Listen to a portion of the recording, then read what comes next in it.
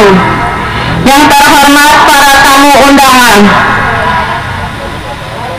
puji syukur kehadirat Allah Subhanahu wa Ta'ala yang telah memberikan kita nikmat sehat sebagaimana kita bisa berkumpul di acara reses kali ini. Sebelum mulai acara, alangkah baiknya kita berdoa terlebih dahulu agar kita selalu diberikan kesehatan, diberikan kelancaran acara reses ini, dan selalu kita dalam lindungan Allah Subhanahu wa Ta'ala. Berdoa menurut agama dan kepercayaan masing-masing. Berdoa dimulai. Kita akan menyanyikan lagu kebangsaan Indonesia Raya. Hadirin dimohon untuk berdiri.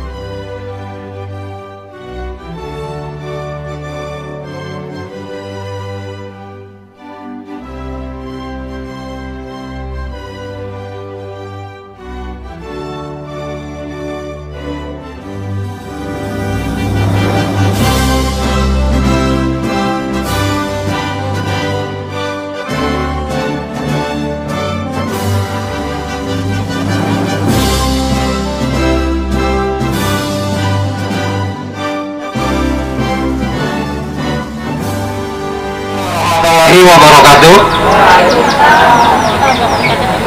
Kayaknya kurang semangat nih. Assalamualaikum warahmatullahi wabarakatuh. Nah, begitu kan semangat enak. Bismillahirrahmanirrahim. Alhamdulillahirabbil alamin. Wa bihi nasta'in ala umur dunya waddin.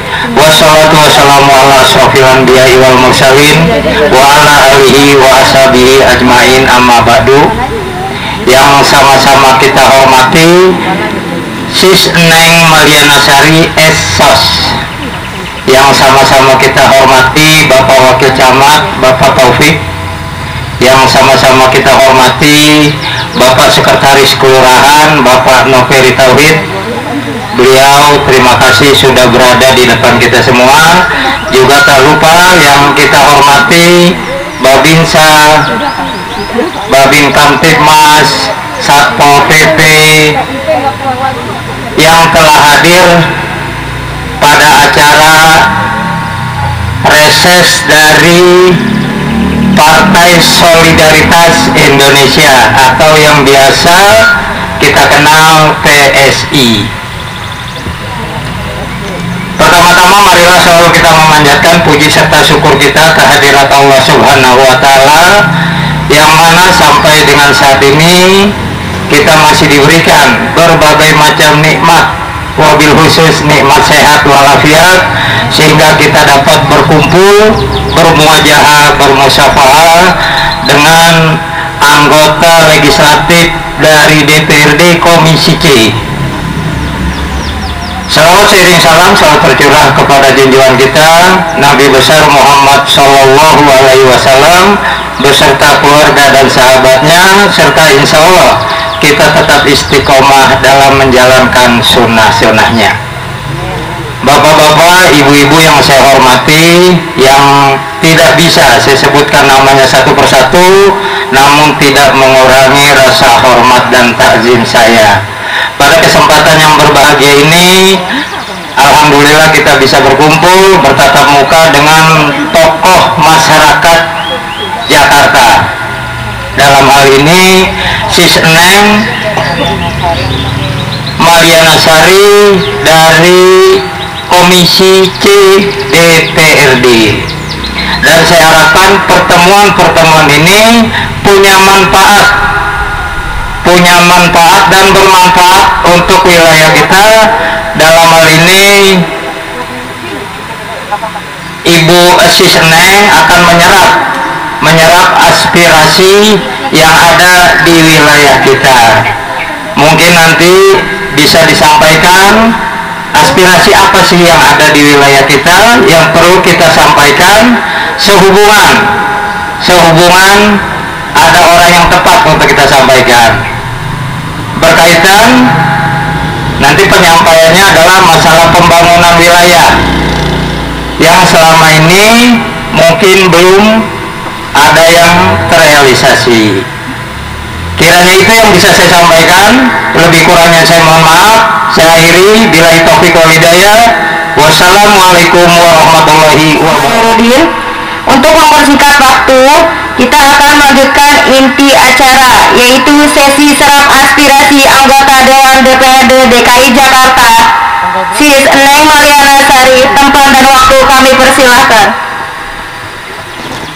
Terima kasih. Selamat sore ibu-ibu semuanya. Saya izin buka masker biar kelihatan mukanya. Udah booster semuanya? Belum? Wah, harusnya di booster. Belum diundang? Belum 3 bulan ya? Sekarang dari 3 bulan dosis kedua udah bisa booster. Ibu-ibu dan bapak-bapak semuanya yang saya hormati, Assalamualaikum warahmatullahi wabarakatuh. Pertama-tama yang saya hormati kepada Ketua RT 07 Bapak Yusri Fauzi yang hadir di tengah-tengah kita, Bapak RW 06 Bapak Abdul Syukur, yang saya hormati Ketua yang lainnya Bapak Hairudin dan rekan-rekan.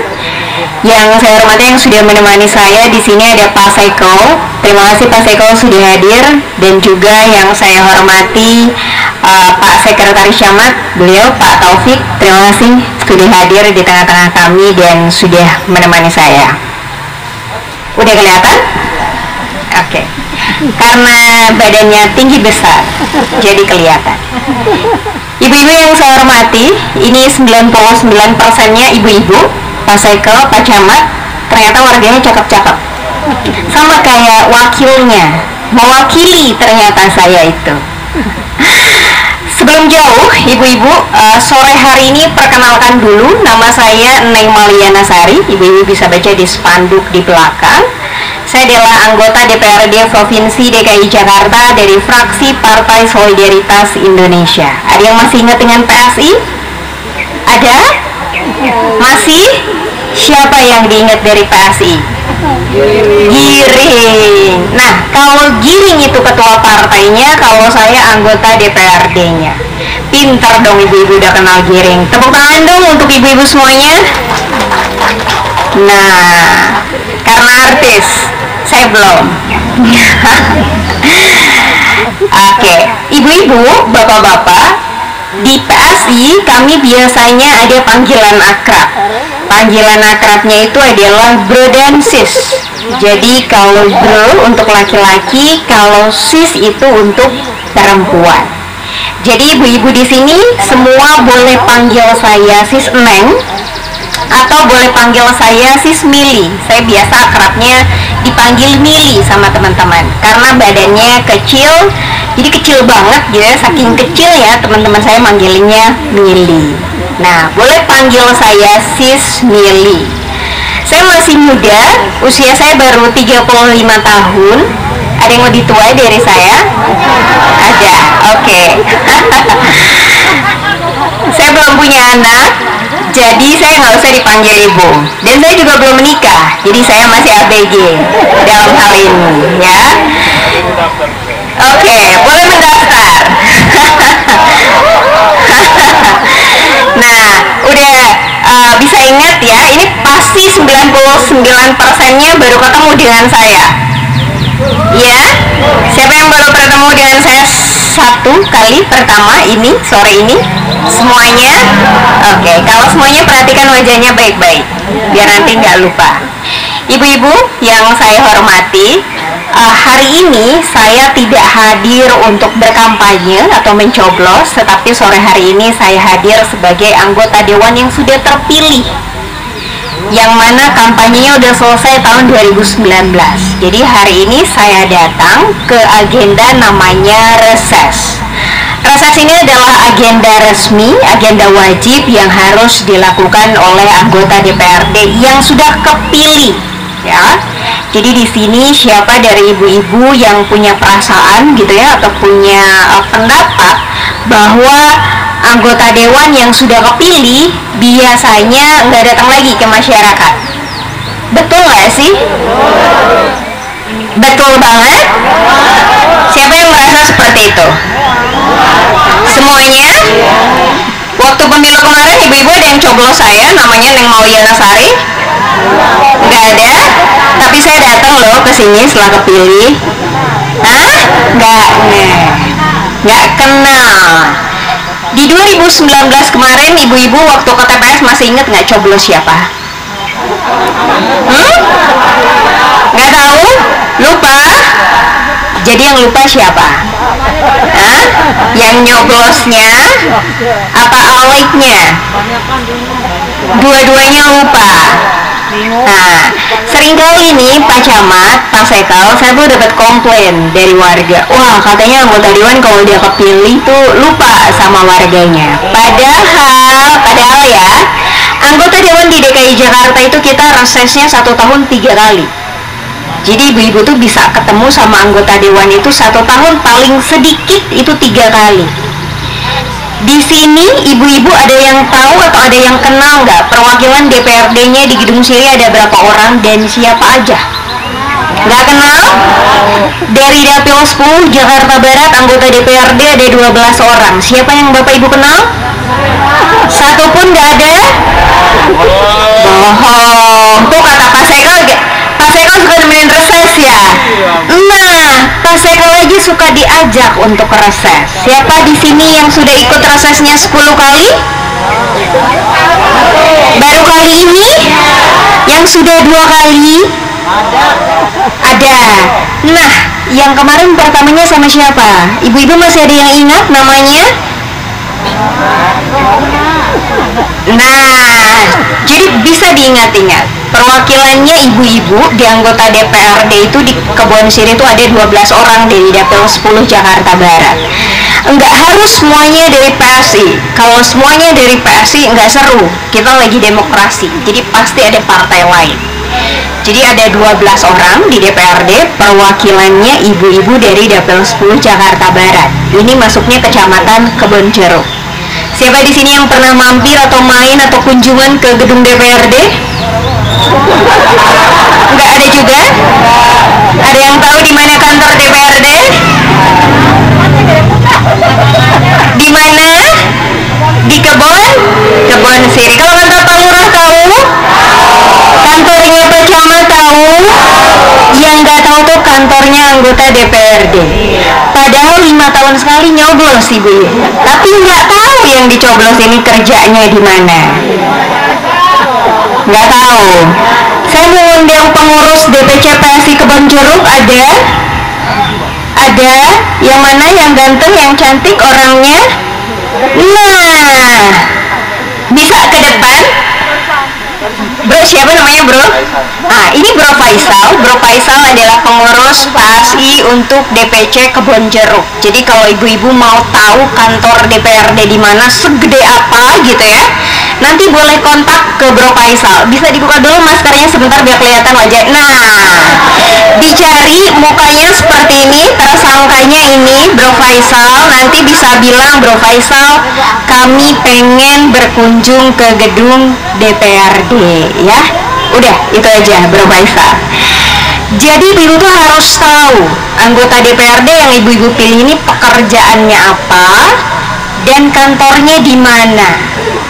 Ada yang tahu nggak tugasnya anggota DPRD itu apa?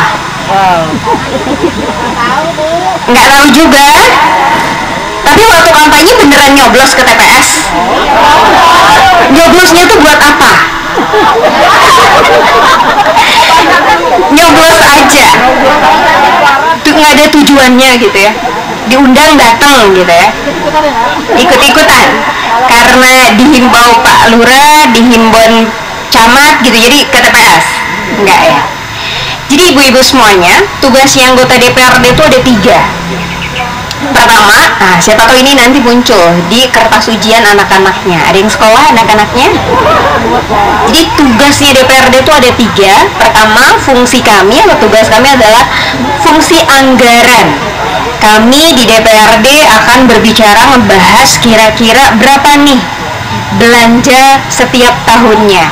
Ada yang tahu berapa APBD-nya Pemprov DKI Jakarta? Nggak ada yang tahu? Boleh nebak. Yang nebak nanti dapat hadiah kalau benar. Ada yang tahu? Jangan Pak Seka, jangan Pak Camat, udah pasti hafal kalau itu ya. Ibu-ibunya coba saya melihat peserta tidak berjaket PSI. Berapa? Nggak ada yang bisa nebak? 69 triliun. Ada yang punya uang 69 triliun di sini? Nggak ada? Pernah lihat uang 69 triliun? Pernah minjem nggak? Padahal saya mau minjem sama ibu. Nah, jadi fungsinya anggota DPRD tuh kita sama-sama duduk bareng. 69 triliun ini mau belanja apa? Mau belanja perbaikan jalan, mau belanja bangun gedung sekolah baru, mau belanja puskesmasnya diperbaiki, mau belanja KJP-nya ditambah, mau belanja KJL-nya ditambah, atau mau belanja apa? Jadi kita duduk bersama dengan tim gubernur, dengan tim eksekutif PNS lainnya, kira-kira 69 triliun ini kita bikin apa? Bikin lapangan bola baru atau bikin rumah tetangga baru gitu ya. Itulah diantaranya. Yang kedua, tugasnya anggota DPRD itu membuat kebijakan atau namanya perda, peraturan daerah. Siapa di sini yang suka jalan-jalan ke mall atau ke Air Petra? Pernah jalan-jalan ke Air Petra?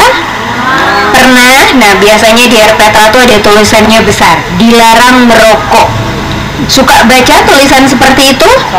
Nah, dilarang merokok itu kenapa dilarang? Karena area tersebut itu berdasarkan kebijakan atau berdasarkan peraturan yang dibuat oleh pemerintah bersama DPRD, namanya Perda. Perda Kawasan Dilarang Merokok atau Peraturan Daerah Dilarang Merokok. Yang ketiga, yang terakhir, tugasnya anggota DPRD itu adalah pengawasan. Pengawasan itu seperti apa? Saya mau cek di sini apakah warga saya ada yang mendapatkan KJP? Ada. Nah, apakah di sini yang orang tuanya sudah lansia ada yang mendapatkan jaminan lansia? Nggak ada. Kalau nggak ada artinya ibu-ibu masih muda, belum lansia. Gitu ya Pak Camat ya? Kan nggak mungkin kalau yang muda udah dapat lansia ya. Ada di sini yang suka ke puskesmas? Ada di sini yang suka ke Air Petra? Nah, itu semua didanai dari yang namanya APBD. Bukan uangnya saya, bukan uangnya Pak Lurah, dan bukan juga uangnya dari Pak Camat. Semuanya dari APBD. Kan ibu-ibu taunya Air Petra rapi aja gitu ya, pohonnya tumbuh. Ibu-ibu maunya KJP tepat waktu aja. Nggak tahu tuh, uang KJP itu dari mana ibu-ibu? Hah? Dari mana? Dari pajak. Nah, ada yang bayar pajak di sini? Bayar? Oke. Di DPRD kami kerjanya bukan orang pinter, jadi kami tidak mengerjakan semuanya. DPRD di Jakarta itu kami bagi tugas. Kami di Jakarta ada 5 komisi. Pertama komisi pemerintahan, disebutnya dengan komisi A. Kedua komisi B, komisinya ekonomi. Ketiga ada C, itu komisinya saya, keuangan. Jadi komisinya saya itu ngurusin pendapatan daerah, pengelolaan keuangan daerah, aset, retribusi, dan BUMD. Seperti apa sih pendapatan itu? Pendapatan itu maka saya akan duduk bersama dengan Bapenda, kita lihat kita dapat uang berapa. Bayar pajak nggak nih orang Jakarta? Rumahnya dibayar nggak pajaknya? Motor, mobilnya dibayar nggak pajaknya? Kalau misalnya bayaran pajaknya bagus, maka nanti programnya bakalan bagus. Kalau ibu-ibunya tersendat bayar pajak, maka penghasilannya menurun, maka pembangunannya juga menurun. Contohnya seperti 2 tahun pandemi. 2 tahun pandemi, ibu-ibu KJP-nya dikurangin kan? Ya, padahal sekolahnya tetap. Nambah lagi kita harus ngajarin anaknya. KJL-nya dikurangin. Kenapa? Karena pendapatan pajak kitanya juga menurun. APBD DKI Jakarta sebelum pandemi itu sampai hampir 90 triliun, hampir. Sementara setelah turun 3 tahun terakhir, 2 tahun terakhir, kita turun ke hanya 60 triliun saja. Jadi 20 triliun tuh udah nggak ada lagi nih. Makanya sekarang tahun ini kita berdoa semoga Omikronnya cepat pergi ya. Tidak disusul politron, tidak disusul elektron dan kron-kron lainnya. Kenapa? Karena kalau disusul terus-menerus kita juga akan sulit. Jadi penting buat ibu-ibu semuanya yang belum booster, itu booster. Yang semula 6 bulan, kita hanya 3 bulan sekarang kebijakannya. Nah, itu yang bisa saya sampaikan. Karena reses ini adalah penjaringan aspirasi, maka sebetulnya telah dijalankan yang namanya musrembang. Siapa di sini yang ikut musrembang? Ada? Nggak diundang? Ibu-ibu di belakang ada yang diundang musrembang? Bapak-bapaknya ada? Nggak ada juga? Oke. Musrembang ini adalah salah satu prosedur atau proses sebetulnya belanja-belanja itu akan belanja apa aja. Jadi kami akan berdiskusi di musrembang, biasanya dilakukan oleh RT, RW, dan setingkatnya, dan kemudian masuk ke kelurahan, kemudian lanjut ke kecamatan. Nah, di sini sudah ada Pak Sekel yang mewakili kelurahan, jadi mungkin saya akan minta Pak Sekel untuk memaparkan kepada kita semuanya sebetulnya aspirasi apa yang sudah ditampung Utara. Sukabumi Utara nanti dari Pak Sekel ke Pak Camat, ke Pak Taufik sebagai perwakilan, sebagai Pak Wakil Camat yang menyampaikan kepada kami sebetulnya aspirasi mana yang bisa diakomodir dan aspirasi mana yang sebetulnya sudah diakomodir atau barangkali belum bisa diakomodir. Tetapi sebelum itu saya mau memastikan bahwa ibu-ibu sudah dapat kertas aspirasi dari panitia. Sudah? Oke, kertasnya diisi, jangan takut salah karena bukan ujian. Cukup ujian hidup ya, jangan ada ujian reses. Oke, silakan Pak Sekel untuk waktu dan tempat saya persilakan. Assalamualaikum warahmatullahi wabarakatuh. Yang saya hormati Pak Wakil Camat yaitu Pak Taufik, yang saya hormati Sis Neng, anggota Komisi C Provinsi DKI Jakarta, dan Bapak Ketua RW, Pak Abdul Syukur, Pak Babinsa, Pak Derajat, Pak Sari, Pak Bin Kantimas, Pak Ketua LMK, Pak Herudin, tadi ada saya lihat KDM ya, perwakilan dari akademi itu Bunda Andasari, dan ibu-ibu, para undangan yang tidak bisa saya sebutkan satu persatu, namun tidak mengurangi rasa hormat saya kepada Bapak dan Ibu sekalian. Yang pertama, terima kasih Bu, Ibu telah datang di RT 07 RW 06 dalam rangka reses. Ini saya kasih jelas dulu masalah reses. Reses ini adalah kunjungan anggota dewan ke kita, yang notabene anggota dewan adalah wakil dari warga kita, dari masyarakat Sukabumi Utara, khususnya umumnya DKI Jakarta. Yang pertama yaitu reses. Kalau reses itu kan ada, mungkin nanti kita dijelaskan masalah pergub atau perda yang belum kita mengerti disampaikan oleh Ibu Sis Neng ini. Yang kedua, mungkin nanti ada usulan dari masyarakat yang tadinya yang disebutkan Bu anggota dewan yang belum terserap, ya di sini monggo kita bahas bersama biar nanti didukung dan dimonitor oleh anggota dewan hingga itu prosesnya itu terlaksana di 2023 nanti. Mungkin itu kalau masalah yang tadi Bu saya menjelaskan satu persatu, saya tidak mau detailnya Bu, jadi saya lupa, mohon maaf Bu. Oleh karena kita sudah melaksanakan musrembang tingkat kelurahan, dari tingkat RT dulu, RT, RW, kelurahan, bahkan kecamatan. Nah, kalau nggak salah kita bulan Maret nanti kita juga akan musrembang tingkat kota. Jadi itu kalau saya sebutkan di sini satu persatu, saya juga lupa Bu. Maaf. Oleh karena saya manusia biasa, ya kalau banyak kerjaan, ya saya tidak bisa uraikan satu persatu. Kalau saya bawa data tadi akan saya jelaskan satu persatu Bu. Mungkin yang paling banyak usulan dari masyarakat yaitu masalah saluran. Oleh karena di Sukabumi Utara ini kita nggak bisa bilangkan banjir, tapi genangan. Ketika hujan deras kita akan banjir, bisa sepinggang Bu, ya kan? Tapi setelah hujan selesai, kita insya Allah air itu akan surut kembali. Maka di sini Sukabumi Utara tidak ada banjir, cuma genangan. Ini mungkin yang bisa saya laporkan. Lebih kurangnya saya mohon maaf. Ya, tutup dengan wassalamualaikum warahmatullahi wabarakatuh. Assalamualaikum warahmatullahi wabarakatuh. Yang terhormat Komisi C Ibu Neng Maliana Syari, yang terhormat Pak Seko, yang terhormat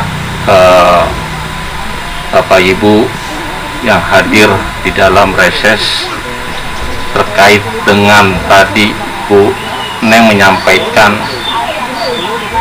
APBD itu sumbernya dari mana aja. Sumber APBD ada dari pendapatan daerah. Pendapatan daerah itu sekitar 77, sekian T itu berasal 55,4%-nya itu berasal dari pajak daerah. Yang ditargetkan oleh Bu Neng itu untuk tahun sekarang 45 sekian T. Tahun lalu itu ditargetkan sekitar 34, hanya mencapai sekitar 32 sekian atau kurang dari 3 T. Atau kalau dipresentasikan hanya 92% saja yang terrealisasi, sehingga APBD yang diperuntukkan sebenarnya DKI itu hanya kota jasa. Dia tidak mempunyai sumber daya alam, sehingga hanya berasal dari pajak lah. Makanya kenapa pajaknya itu 55%-nya itu kontribusinya dari APBD itu dari pajak. Tadi sampaikan Bu Neng, apakah Bapak Ibu sudah membayar kewajiban perpajakan daerah? Karena perpajakan daerah kewajibannya itu diatur oleh Undang-Undang Dasar 1945. Di situ ada kewajiban seorang warga negara adalah membayar pajaknya yang memenuhi syarat. Ada syarat subjektif, yaitu ada wajib pajaknya.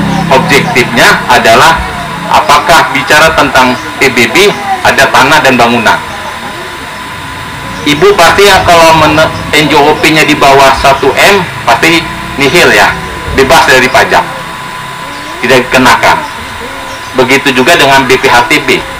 Kalau dia transaksi objek tanah atau bangunan kurang dari NPOP-nya, kurang dari 2M, itu juga dibebaskan. Nah, kedepannya sekarang pemerintah pusat telah mengundangkan namanya Undang-Undang Hubungan Keuangan Pusat dan Daerah. Itu merubah Undang-Undang 28 tahun 2009 tentang pajak daerah dan retribusi daerah. Kalau ibu adalah pelaku usaha restoran, ada pelaku usaha tempat hiburan, ada pelaku usaha parkir, ada pelaku usaha, kalau ibu token listrik itu pasti di situ ada pajaknya. Dulu namanya sekarang namanya PPJB, sekarang nanti dengan Undang-Undang 1 2022 akan berubah namanya. Tadi yang saya sebutkan itu menjadi satu, namanya pajak barang dan jasa tertentu. Jadi nggak ada lagi pajak restoran, hiburan, parkir, PLN, itu nanti akan menjadi satu. Nah, terkait dengan musrembang yang tadi sampaikan, bahwa tadi berdasarkan Undang-Undang 25 tahun 2004 tentang Sistem Perencanaan dan Pembangunan Nasional, itu tahapannya tadi. Nah, reses ini adalah tahapan tentang politik, perencanaan politik. Ada perencanaan partisipatif, ada perencanaan teknokrat, ada perencanaan dari bawah, ada perencanaan dari atas. Yang dari bawah tahapannya tadi ada rembuk RW, ada musren kelurahan, kecamatan, kota, provinsi. Nanti ada pokok-pokok pikiran. Nah, reses ini nanti dipakai dalam pokok-pokok pikiran anggota dewan. Nah, saya berharap kalau berkaitan dengan usulan masyarakat itu banyak hanya berbau dengan fisik. Saya sebetulnya berharap ada usulan masyarakat yang kaitan dengan ekonomi. Tanpa pertumbuhan ekonomi, tentu pengalokasian anggaran PBD juga akan terhambat. Kita merencanakan, menargetkan pertumbuhan ekonomi 5-6%. Tahun lalu kita hanya mencapai 3%, itu pun di akhir-akhir tahun, ya Bu Meli ya, di akhir-akhir tahun. Nah, sekarang sudah kita menetapkan dihantam dengan Omikron. Saya mengharap, saya berterima kasih kepada warga Sukabumi Utara telah, walaupun di akhir-akhir pembatasan yang namanya dosis pertama, baru dia hijau itu pas di akhir-akhir.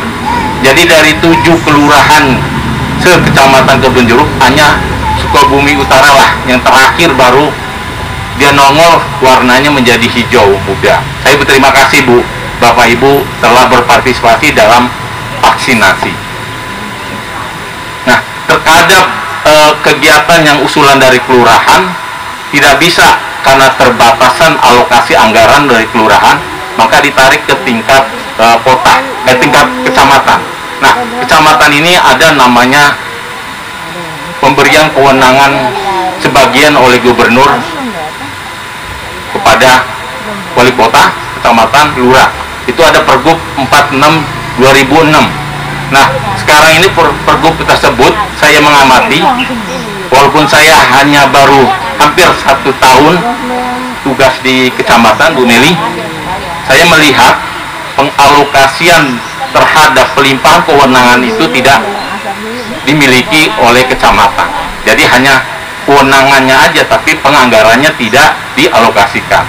Kenapa? Makanya begitu terkait dengan ada saluran, perbaikan saluran jalan, ada bicara tentang pembuatan taman, ada bicara tentang pelatihan untuk wirausaha, itu semuanya kita teruskan lagi ke tingkat kota. Nah, tingkat kota ini menampung semua, padahal kita kecamatan itu mempunyai kewenangan tersebut, namun karena tidak mempunyai alokasi anggaran, jadi walaupun kita punya SDM, ada satpol-satpol yang terkait dengan bina marga, ada satpol sumber daya air, tapi anggarannya tetap dia mendapat diberikan dari suku dinasnya. Barulah kita bisa melaksanakan satpol-satpol di tingkat kecamatan, baru melaksanakan. Kalau ada perintah, ada mandatori dari kota, dari suku dinasnya. Tapi kalau nggak ada anggaran di suku dinasnya, satpol-satpol yang saya sebutkan tadi dia tidak bisa melaksanakan.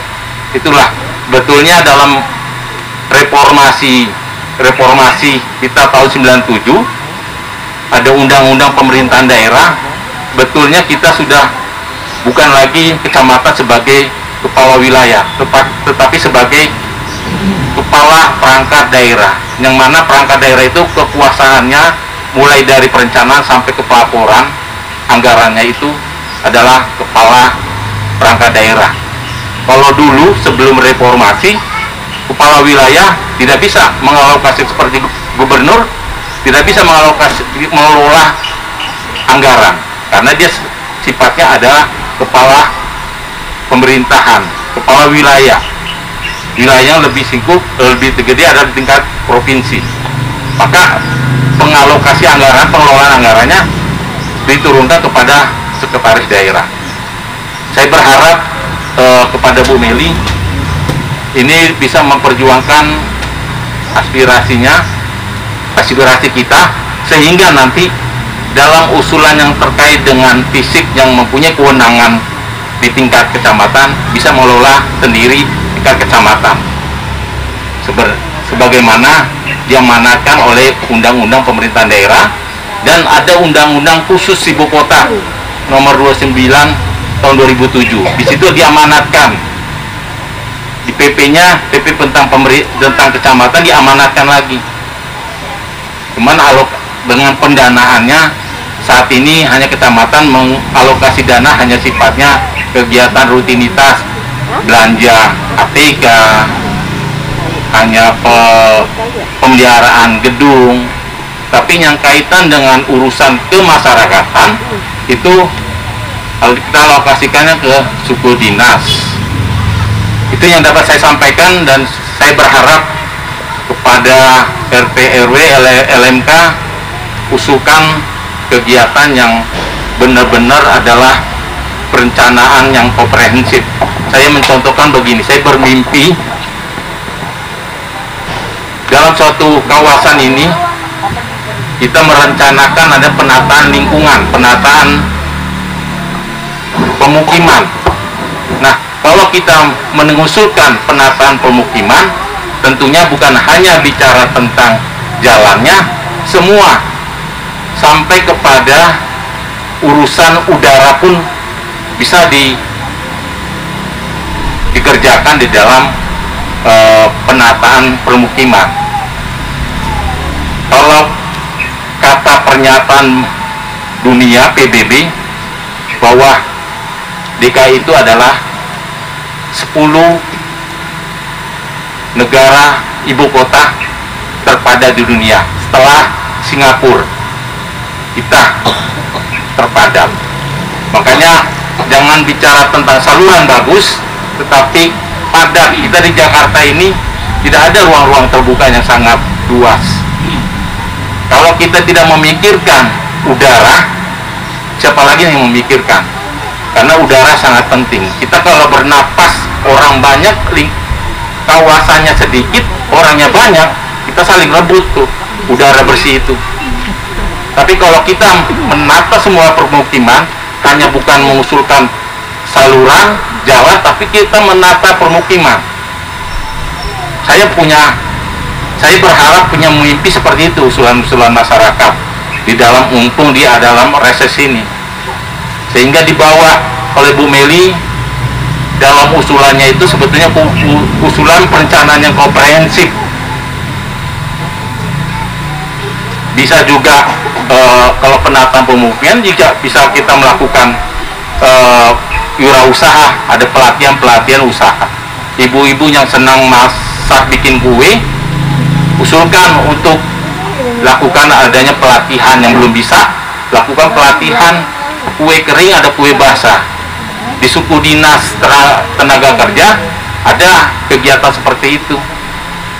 Kemarin saya di reses dekat RW 10 ya. RW 10 itu suku dinas tenaga kerja menyampaikan kita punya dan juga mendapatkan bantuan untuk alat-alat masak, Bu. Nah, bikinlah kelompok. Nah, di Bank DKI punya alokasi kredit usaha rakyat tahun ini, berdasarkan sumber yang saya baca di dalam internet, ada 1T. Nah, ini bisa dimanfaatkan oleh ibu-ibu bikin suatu kelompok usaha. Nah, menurut informasi suku dinas, kalau ibu mendapatkan pelatihan di suku dinas tenaga kerja, semua izinnya akan diurusi oleh Sudin Tenaga Kerja. Sehingga nanti sekarang kita berdasarkan pengadaan barang dan jasa, ada situ mandatorinya usaha mikro dan menengah kecil itu setiap pemerintah mengadakan rapat atau acara-acara reses ini kita minta Dewan itu membeli namanya membeli konsumsinya melalui UKM yang kita bentuk, Bu. Kalau Ibu mempunyai itu, kita bentuk UKM, jadi acara-acara reses beli di situ. Nah, kita rapat-rapat pemerintah daerah juga membeli kepada kelompok usaha yang dibina oleh suku dinas. Itu aja yang dapat saya sampaikan. Mudah-mudahan usulannya itu adalah usulan yang panjang ke depan, Bu. Jangan hanya sesaat, hanya sifatnya jangka pendek, tapi usulannya adalah panjang. Yaitu lakukan penataan. Kalau memang pemukiman di sini punyanya ada legal semua, enak menatanya. Pemerintah juga enak menata, karena ada aspek hukumnya, ada legalitasnya. Tapi kalau pemukimannya ilegal, pemerintah tidak punya kewenangan untuk menata lingkungan permukiman. Demikian yang dapat saya sampaikan. Mudah-mudahan acara reses ini dapat bermanfaat dan benar-benar dapat menjadi aspirasi konstituen dan nanti dibawa ke dalam pokok-pokok pikiran anggota Dewan. Wabillahi taufiq wal hidayah. Assalamualaikum warahmatullahi wabarakatuh. Bagus, lancar, setuju kalau misalkan tetap itu ya, kita kan memang baru beberapa ini aja lah ada reses kayak gini di wilayah RW 6 sendiri gitu. Ya syukur-syukur seperti yang Pak Sekal bilang bisa berlanjut terus, dan terus aspirasi masyarakat yang disampaikan itu harus dilanjutkan gitu. Seperti Pak Sekal bilang juga, ya nggak cukup sekali dua kali, ya kelanjutannya harus ada gitu. Terus ada realisasi, ya seperti kayak tadi Pak Wakil Camat bilang musrembang, tapi kan kita di sini nggak pernah ada realisasi apa yang kita usulin. Makanya biar itu para wakil-wakil rakyat yang ada di DPRD itu ada gitu, pas didengar dari masyarakat seperti ini langsung ada tindak lanjut gitu. Bagian belakang sidak nih. Ayo, bagian belakang ada yang sudah mengisi dengan lengkap aspirasinya. Oke. Dari RW tepuk tangan dulu dong untuk Abang Burhan. Saya minta ambulan buat warga RW 6. Ada lagi? Secara langsung, kalau darurat banget gitu ya, bisa hubungi 112, atau Bapak dan Ibu sudah pegang kartu nama saya? Sudah? Ada yang belum? Oke. Kalau yang sudah, silakan dilihat kartu namanya. Di situ ada nomor telepon saya, ada nomor WhatsApp, tidak bisa ditelepon. Jadi kalau ada ibu-ibu atau misalnya bapak-bapak di sini yang mau mengadukan atau menyampaikan aspirasi tertentu, bisa disampaikan via WhatsApp. Bisa di-follow Instagramnya, bisa di-follow juga untuk Facebooknya.